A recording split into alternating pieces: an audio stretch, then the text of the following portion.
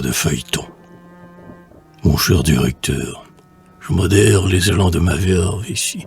Mon feuilleton hebdomadaire en fait relâche cette fois-ci. Cher caprice étant mon hôte, si je me dorlote en fumant, les pieds sur mes chenets, la faute en est aux dieux.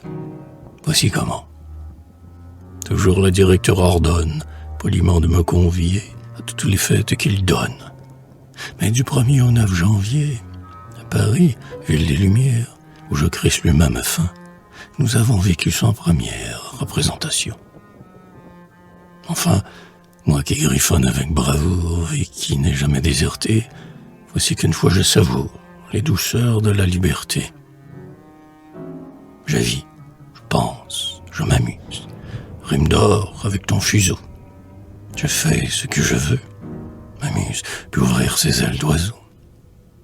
Et je l'embrasse, et pour renaître avec elle au sacré vallon, je m'envole par la fenêtre, au charmant sabbat d'Apollon.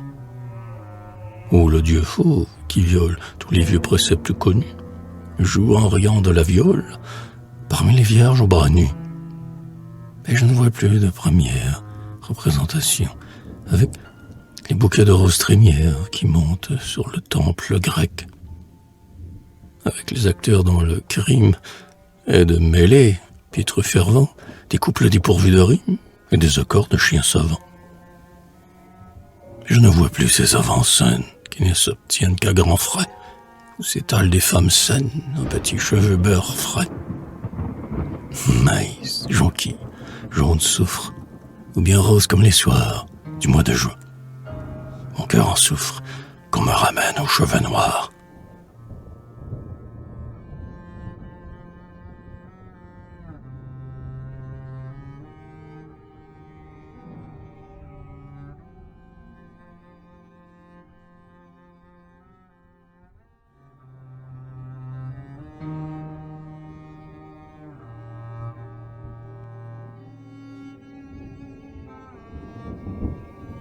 Je ne vois plus les troupes chères, des gandés aux gilets ouverts, ainsi que des portes cochères, gens si pâles qu'ils en sont verts. Et qui, dans leurs cheveux, qu'admirent les demoiselles sans souci, avec art sur leur front se tirent, une oreille entre les sourcils. Je ne vois plus, narguant la plèbe, corselets ornés sur les flancs, leurs habits noirs comme les rêves, où fleurissent des lilas blancs. Ni cette loge où dans sa grâce triomphe blanche d'Antigny, rose et lys vivant, et plus grasse qu'un perdreau truffé par Magny. L'air engrais de ma folie, où peint d'où toujours ruissela notre amoureuse Castalie, je ne vois rien de tout cela. Et sur la pelouse enchantée, je vais dans le zéphyr ami, aussi libre qu'un Prométhée dont le vautour s'est endormi. À mes pieds qu'Aphrodélie, cherchant mes fers galériens de la vendangeuse Thalie. Au bonheur, je n'y sens plus rien. Car depuis 8 jours de théâtre, certes, jamais vous ne l'auriez pu croire, en des succès folâtres en rabâchant sur leur laurier. Moi donc, oiseau du ciel antique, par le signe du lac profond, couvert d'une peau de critique, je puis ignorer ce qu'ils font. J'ai le droit de voir tout en rose. Ô mes épithètes, dormez. Et sur mon magasin de prose, j'écris « Les bureaux sont fermés ». Que Macaire, orné d'un emplâtre, fasse traîner sur son talon la rouge pourpre. Oh, Cléopâtre, dont il a fait un pantalon. Que de Véria pour les merles qui voudraient être ses amants, étale des mètres de perles et des boisseaux de diamants. Qu'elle montre, svelte et farouche, un mollet dont Paris est fou, et que les perles de sa bouche nuisent à celles de son cou. Que, séduisant jusqu'au titane, avec sa moustache capoule, traîne encore plus de sultane qu'un pacha en garde d'Istanbul. Que ce monde-là vole aux rampes, afin de ravir les humains, devant les flammes de la rampe. Tant pis, je me lave les mains. Seigneur, je me soucie, en somme, d'Hermione et de Camargo, ainsi qu'un poisson d'une pomme. comme l'a dit Victor Hugo.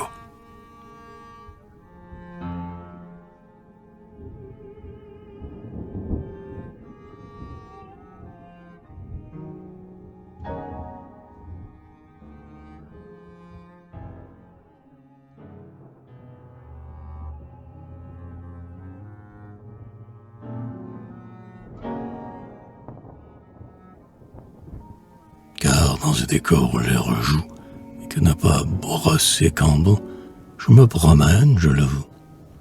Certes, ma franchise a du bon, mais j'en prévois les conséquences. Donc vous voulez, mon cher Housset, savoir où je prends mes vacances? Eh bien, je vais vous dire où c'est. Dans les bois ouglapiliennes. Je suis libre de tout lien. La divine Thessalienne, la grande chasseresse, ou bien Ariel me prend dans la nuit. Il permet que je me rende à l'île où sur son épaule nue, il vient caresser Miranda.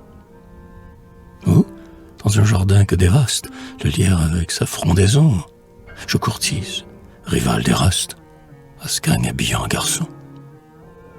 Ou bien, car pour mon esprit, toutes les chimères sont des appâts, et je connais toutes les routes des pays qui n'existent pas. Mais chagrins anciens faisant trêve, joyeux, étant plus endetté, aux côtés d'Hermia, je rêve, le songe d'une nuit d'été. Pendant de longues journées, j'entends Roland sonner du corps dans les gorges des Pyrénées, que le son baigne, ou bien encore dans les Ardennes ou dans l'Inde, caché par quelques verres rideaux. Je fais des vers à Rosalinde, comme si j'étais Orlando. Et je la chéris, inhumaine, en dépit du quand durera-t-on? Voilà pourquoi cette semaine, vous n'aurez pas de feuilleton.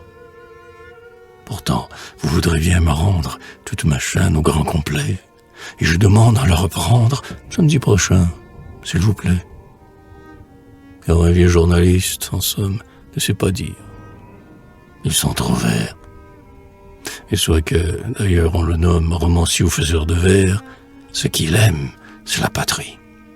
C'est le parfum jamais banal, que notre encre d'imprimerie et l'atmosphère du journal.